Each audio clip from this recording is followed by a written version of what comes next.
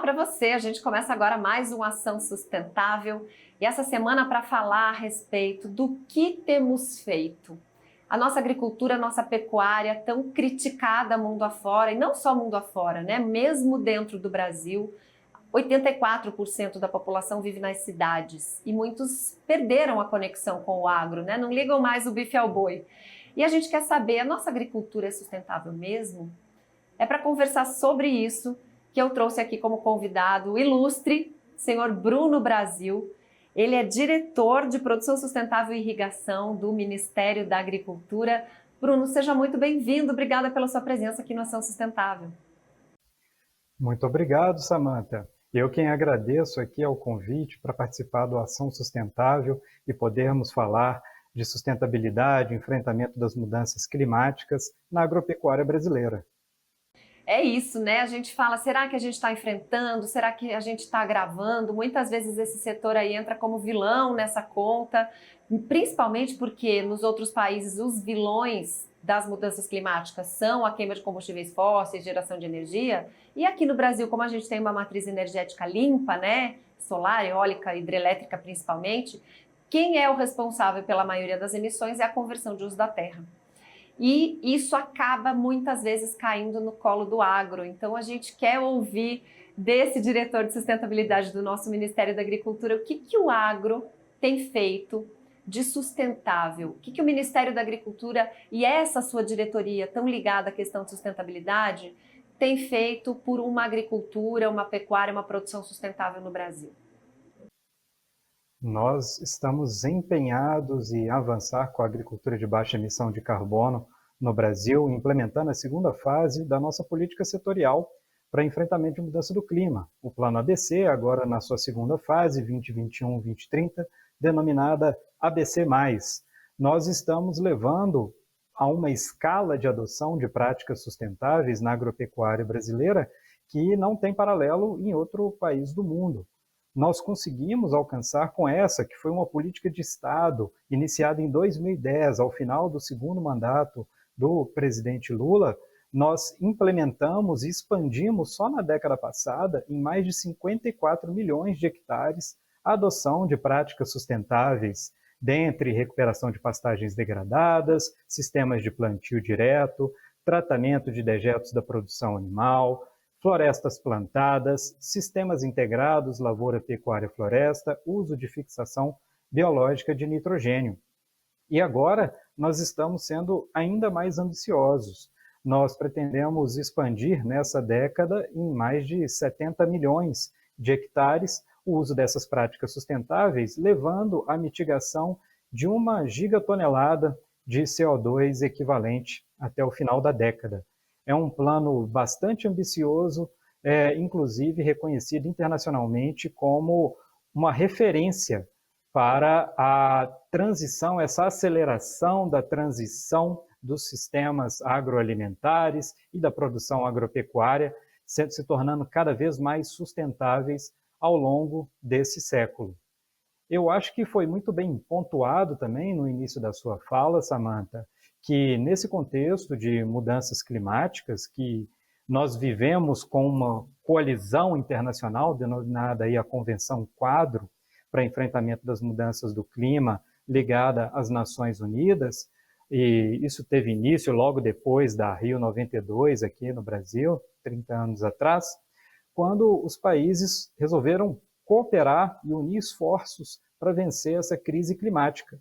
E o ponto central de vencer essa crise climática é que nós consigamos fazer a chamada transição energética, que nós consigamos sair do uso de combustíveis fósseis para o uso de energias renováveis, né? E com isso diminuirmos as emissões de gases de efeito estufa, principalmente o dióxido de carbono. Nós temos aí, nos dados mais recentes, que cerca de 76% das emissões globais vêm do setor de energia, indústria e transportes. E o agro brasileiro e o Brasil são exemplos nisso. Nós, desde o estabelecimento do pré-álcool, do pró-álcool, na década de 70, nós conseguimos aí alavancar a produção de biocombustíveis, nós fomos pioneiros na implementação de motores movidos a etanol no mundo e também pioneiros na implementação de motores flex. E hoje nós temos aí uma frota de veículos leves com mais de 90% de veículos flex e com isso nós conseguimos descarbonizar, né, diminuir as emissões de dióxido de carbono no setor de energia e transporte brasileiro com muito sucesso. De um lado o etanol, do outro lado o biodiesel e agora crescendo cada vez mais a produção de biogás, que vem aí da instalação de biodigestores e também aproveita resíduos e matérias-primas do agro brasileiro. Sem dúvida. Quando a gente começa a falar, Bruno, dá um orgulho, né? Porque a gente percebe o tanto que o Brasil tem de potencial, que a gente está descobrindo tecnologia nossa para a gente fazer mesmo. É meio mágico você olhar para o resíduo de um rebanho e transformar isso no combustível do trator. E isso realmente está acontecendo. E tem cada vez mais incentivos, né? A gente vê aí muitos fundos para isso. Para essa questão da sustentabilidade na agropecuária brasileira, existem recursos financeiros? O governo está olhando para essa questão de facilitar acesso a crédito, a fundo? Como que está essa questão no mapa? Certamente. Inclusive, sabendo que a atividade agropecuária é uma atividade de risco e para que o produtor brasileiro ele possa produzir e gerar essas safras recordes que nós temos, inclusive cada vez mais adotando essas práticas sustentáveis, é que o Plano Safra 23-24 teve um valor recorde, foi lançado aí em meados desse ano pelo nosso ministro Fávaro, com um valor de acima de 360 bilhões de reais. E nós temos linhas de financiamento denominadas a partir dessa edição do Plano Safra de Renovagro, exclusivamente dedicadas aí para aqueles produtores que buscam implementar as práticas fomentadas pelo Plano ABC, pelo Plano ABC+, né, com condições de juros mais baixas, com prazo de carência mais alto e valores integralmente dedicados. Mas uma coisa muito importante para a gente frisar aqui, ressaltar, sabe, Samantha, é a questão de que as tecnologias fomentadas pelo Plano ABC, ABC+, são tecnologias que geram ganhos de produtividade ou redução de custos ao produtor, gerando, na verdade, mais receita. Elas são sustentáveis não só do ponto de vista ambiental, mas principalmente do ponto de vista econômico e social. E é por isso mesmo que a gente vem criando esse ciclo virtuoso de aceleração dessa transição, dessa transformação sustentável do agro brasileiro, que nós já estamos aí experimentando há pelo menos 13 anos e coloca o Brasil nesse patamar. E, de fato, esse ciclo virtuoso a gente percebe quando a gente analisa os dados. O Ministério da Agricultura e Pecuária, por meio da Secretaria de Política Agrícola, fez um estudo retrospectivo e percebeu que o recurso do Plano Safra dedicado à adoção de práticas sustentáveis na última década, na prática, ele foi muito maior do que aquele dedicado somente ao programa ABC. Por quê? Porque aquela tecnologia ela é boa do ponto de vista econômico, de produtividade, redução de custo ao produtor, e ele passa a adotar e lançar mão de outras linhas de crédito, inclusive linhas de crédito privado. E você começa a fazer com que o ciclo da economia, o sistema financeiro enxergue a agricultura de baixo carbono brasileira como um caminho de baixo risco para investimento e altos ganhos. Quem não quer investir no agro brasileiro, um setor que cresce, que bate recordes aí ano a ano, ainda mais com um caminho desenhado desse de sustentabilidade a médio e longo prazo. Sim, e ele acaba sendo um atrativo para esses financiadores, até por uma questão de que quem entra num sistema ou de fazer um projeto de diminuição de carbono, ou de o próprio projeto governamental, que tem um checklist enorme, né, de critérios para você se enquadrar nesse sistema de agricultura de baixo carbono, isso melhora a gestão. isso melhora a previsibilidade, isso melhora a produtividade, a eficiência desse produtor, porque ele passa a conhecer melhor os seus riscos. Então acaba diminuindo essa questão do risco também, não é? Exatamente. O plano ABC, ele não é só focado no que nós chamamos de mitigação, que é reduzir as emissões de gases de efeito estufa do sistema de produção. Mas ele é focado também no que nós chamamos adaptação às mudanças climáticas.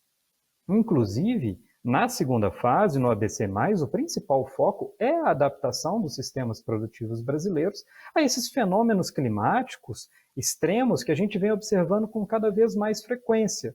Nós tivemos aí a ocasião de 2 anos consecutivos de seca, principalmente no Rio Grande do Sul, mas também no estado do Paraná e no Cone Sul, aqui da América do Sul. Agora nós já tivemos o efeito do El Niño esse ano e o cenário se inverteu, com chuvas intensas ali. Estamos tendo seca na Amazônia, nós estamos vendo a situação ali próximo a Manaus. E esses eventos climáticos, eles tendem a se tornar mais frequentes ao longo desse século.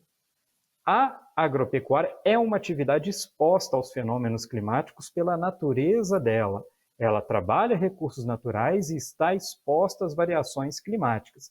Por isso mesmo que a gente precisa construir sistemas cada vez mais resilientes, seja a secas e estiagens, seja a chuvas intensas, a geadas, dependendo para cada região brasileira um conjunto de práticas adaptados que permite com que você tenha uma melhor conservação do solo e da água e que te dê mais resiliência no sistema produtivo para resistir a essas variações climáticas e minimizar perdas de safra, né? Por exemplo, o Ministério da Agricultura e Pecuária está investindo no aperfeiçoamento do nosso zoneamento agrícola de risco climático.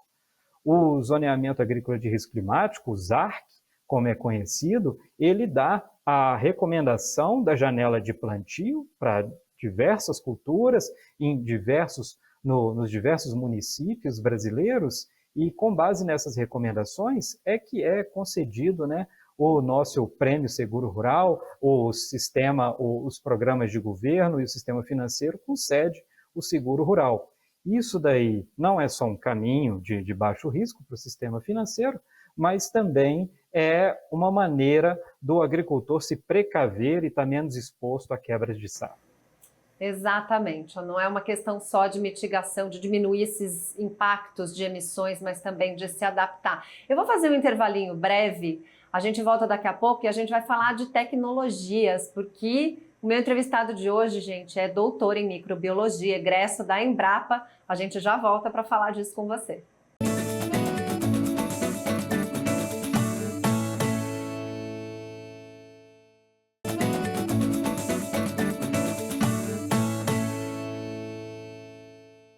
Estamos de volta com Ação Sustentável. Estou conversando com Bruno Brasil, que é diretor de produção sustentável e de irrigação do Ministério da Agricultura. Está dando um show aqui para a gente, falando de agricultura de baixo carbono, falando de uma agricultura diferente, resiliente, adaptada às mudanças climáticas. E a gente tem tecnologia de sobra aqui nesse mundo tropical, né, Bruno? A gente tem, geralmente, nossos exemplos tecnológicos vêm de Estados Unidos, de Europa, mas a gente percebe que aqui, e você, como egresso da Embrapa, tem aí a chancela para falar disso, nós temos estudos de agricultura tropical muito diferenciados.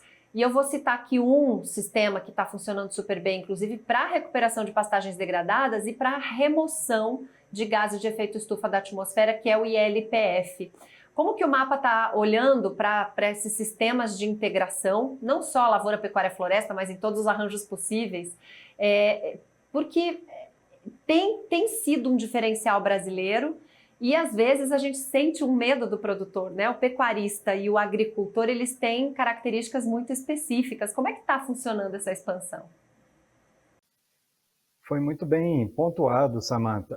Os sistemas integrados, nas suas diferentes configurações, seja a completa lavoura, pecuária, floresta, ou nas suas variações, lavoura, pecuária, floresta, lavoura, floresta, são sistemas que trazem uma maior produtividade por unidade diária, você passa a produzir mais produtos, mais safras em uma mesma área, então tem um efeito poupa-terra e se torna uma tecnologia-chave nessa plataforma de produção sustentável tão exigida para a agropecuária mundial nesse século, mas também ela traz co-benefícios de conservação de solo e água dentro da propriedade rural, traz o benefício de manter uma microbiota do solo saudável e, com isso, em alguns momentos, reduzir a necessidade de fertilização e ter alguns ganhos em minimização de emissão de gases de efeito estufa, mas traz também uma contrapartida que, em alguns momentos, envolve uma complexidade maior. E aí a gente retoma aquela maturidade gerencial que é exigida do produtor para trabalhar com um sistema cada vez mais exigente, né? Não só uma agropecuária sustentável, mas principalmente um agroexportador, que está condicionado a exigências aí de diversos mercados compradores nossos. Então, essa gestão de risco, ela vai ser cada vez mais trabalhada e exigida principalmente desse produtor que está acessando mercados externos e que vai estar sujeito a requisitos de sustentabilidade, mas também diversos outros requisitos.